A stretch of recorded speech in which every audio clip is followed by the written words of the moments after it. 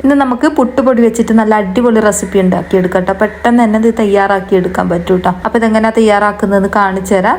അപ്പോൾ അതിന് മുമ്പായിട്ട് നമ്മളെ വീഡിയോ കാണുന്നവർ വീഡിയോക്ക് മറന്നു പോവാണ്ട് ഒരു ലൈക്ക് തരണം കേട്ടോ. അതുപോലെ തന്നെ ഹൈപ്പ് ചെയ്യാനും മറന്നു പോകരുത്. അതുപോലെ തന്നെ സബ്സ്ക്രൈബും കൂടി ചെയ്തിട്ടൊന്ന് സപ്പോർട്ട് ചെയ്യണേ. പുട്ടുപൊടി ഇല്ലെങ്കിൽ പത്തിരിപ്പൊടി എടുത്താൽ മതിയാവും കേട്ടോ ഇത് ചെയ്യാൻ വേണ്ടിയിട്ട്. അപ്പോൾ ആദ്യം തന്നെ മിക്സിൻ്റെ ജാറിലേക്ക് നമുക്ക് പച്ചമുളക് ചേർത്ത് കൊടുക്കാം. നിങ്ങൾക്ക് എരിവ് എത്ര വേണോ അത്രയും പച്ചമുളക് എടുക്കട്ടോ. ഇത് അത്യാവശ്യം എരിവുള്ളൊരു റെസിപ്പിയും കൂടിയാണ്. കുട്ടികൾക്കൊക്കെ കൊടുക്കുകയെന്ന് വെച്ചാൽ പച്ചമുളക് കുറച്ചെടുത്താൽ മതി. പിന്നെ ഒരു കഷ്ണം ഇഞ്ചി, അതുപോലെ തന്നെ വെളുത്തുള്ളി. പിന്നെ ഇതിലേക്ക് കറിവേപ്പില കൂടി ചേർത്ത് കൊടുക്കുന്നുണ്ട്. കറിവേപ്പില കുറച്ചധികം തന്നെ ആയാലും കുഴപ്പമൊന്നുമില്ല കേട്ടോ. ഇനി ഇതിലേക്ക് ഒരു ചെറിയ കഷ്ണം പട്ട ചേർത്ത് കൊടുക്കുന്നുണ്ട്.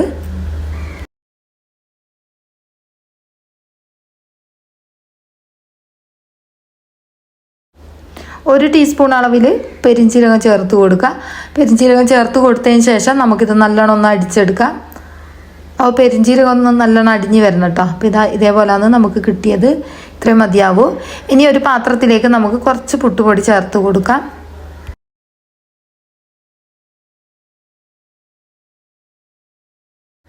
ഞാനിവിടെ ഒരു ഗ്ലാസ് അളവിൽ പുട്ടുപൊടി ചേർത്ത് കൊടുത്തിട്ടുണ്ട്. ഒരു വലിയുള്ളി ഇതേപോലെ കട്ട് ചെയ്തിട്ട് ഇട്ട് കൊടുക്കാം.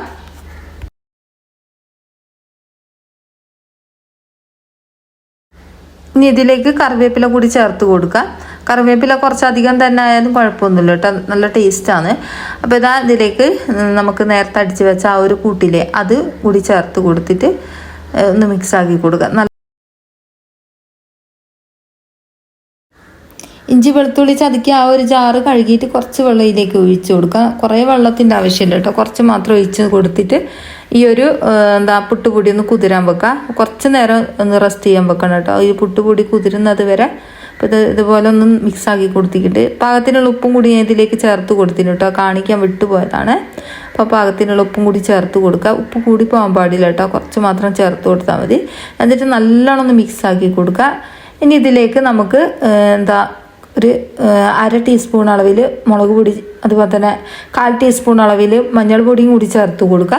എന്നിട്ട് ഒന്നും കൂടി മിക്സാക്കി ഇട്ട് കൊടുക്കുക. ഈ ഒരു സമയം ഇത് നല്ലോണം കുതിർന്ന് വന്നിട്ടുണ്ടാവും കേട്ടോ പുട്ടുപൊടി. ഇനി ഇതിലേക്ക് നമുക്ക് കല്ലുമ്മക്കായാണ് ചേർത്ത് കൊടുക്കേണ്ടത്. നമ്മളിവിടെ കടുക്കാന്നൊക്കെ പറയും കേട്ടോ. കല്ലുമ്മക്കായി ചെറുതാന്നിട്ടത് അതും കൂടി ചേർത്ത് കൊടുത്തതിന് ശേഷം ഇതേപോലെ നല്ലോണം ഒന്ന് മിക്സാക്കി ഇട്ട് കൊടുക്കുക. ഇതിലേക്ക് ഞാൻ നമ്മൾ കല്ലുമ്മക്കായ പുഴുങ്ങിയിട്ടാണ് കേട്ടോ ഇതിലേക്ക് ചേർത്ത് കൊടുത്തത്. ആ പുഴുങ്ങിയിട്ട് അതിൻ്റെ ഒരു വെള്ളം ഉണ്ടാവും കേട്ടോ, അതും കൂടി ഇതിലേക്ക് ഒഴിച്ച് കൊടുത്തിട്ട് നല്ലോണം ഒന്ന് കൈവച്ചിട്ട് ഞരടി കൊടുക്കുക. ആ ഒരു കല്ലുമ്മക്കായ ഞരടിയിട്ട് എല്ലാ ഭാഗത്തും എത്തുന്നത് വരെ ഇതേപോലെ ഒന്ന് ഞരടി കൊടുക്കണം കേട്ടോ. നമ്മൾ സ്പൂണ് വെച്ചിട്ട് മിക്സ് ആക്കാൻ പാടില്ല കേട്ടോ, ഇതേപോലെ കൈ വെച്ചിട്ട് തന്നെ ഞരടി കൊടുക്കണം. ആ കല്ലുമ്മക്കായ ഞവണ്ടിയിട്ട് എല്ലാ ഭാഗത്തും ആക്കി കൊടുക്കുക.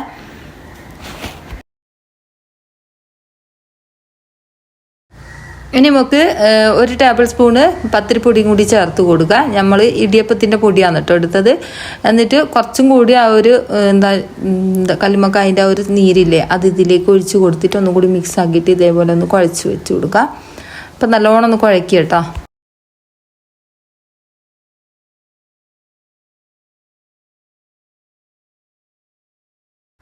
ആ ഒരു ഉള്ളിയും കല്ലുമ്മക്കായും എല്ലാം കൂടി മിക്സായിട്ട് ഇതേപോലെ കിട്ടിയിട്ടുണ്ട്. ഇത്രയും മതിയാവും.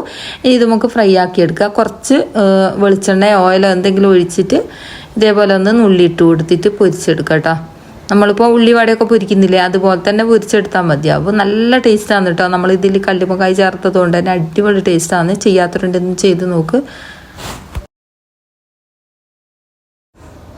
മുകൾ ഭാഗം ഒന്ന് മൊരിയിച്ചെടുക്കുക കേട്ടോ. ഇതേപോലെ കളറൊക്കെ ഒന്ന് മാറി വന്നു കഴിഞ്ഞാൽ നമുക്കിത് കോരി മാറ്റാം.